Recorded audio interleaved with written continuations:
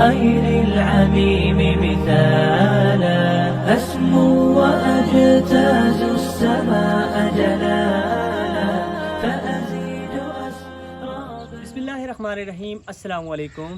امید ہے کہ آپ سب خیریت سے ہوں گے. تو اللہ پاک کا شکر ہے میں بھی ٹھیک ہوں. میرے دیکھنے والے جہاں بھی رہیں اللہ پاک کے حفظ و امان میں رہیں.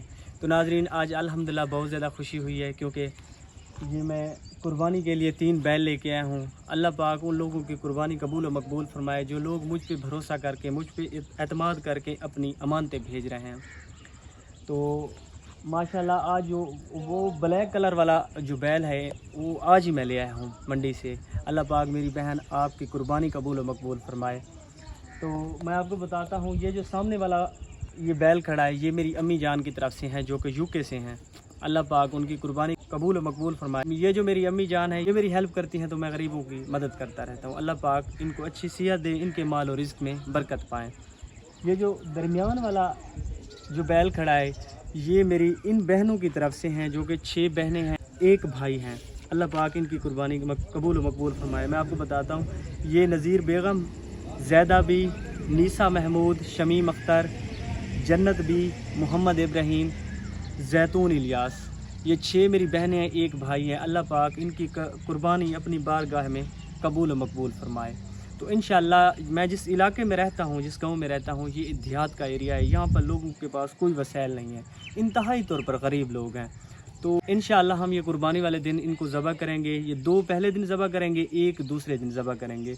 تو یہاں کے جو غریب لوگ ہیں, یتیم بچے ہیں, ڈسیبل لوگ ہیں, بیوہ بہنیں ہیں, جو لوگ اپنی قربانی نہیں کر سکتے ان کے میرے پاس نام لکھے ہوئے ہیں. تقریباً 300 کے قریب ہیں.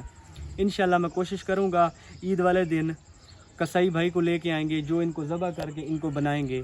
تو ایک حصہ 3-4 کلو کا ہم بنائیں گے جو گوشت کا پیکٹ ہوگا.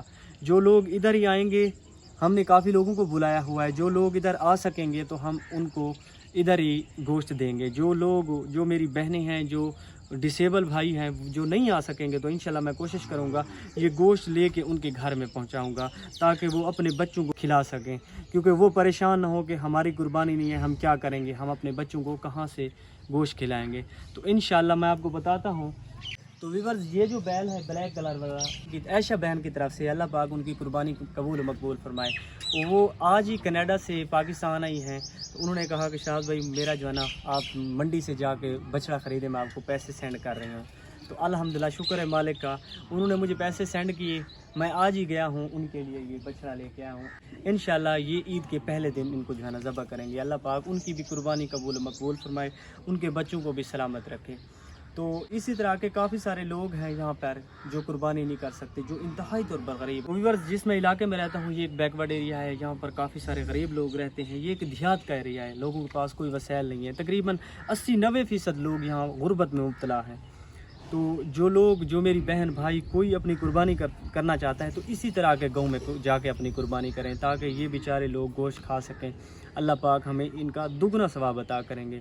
تو ایک حدیث کا مفہوم ہے, جو لوگ خالص اپنے رب کی خاطر قربانی کرتے ہیں تو اللہ پاک انہیں اتنا ثواب عطا کرتا ہے خود فرشتوں کو بھی نہیں معلوم.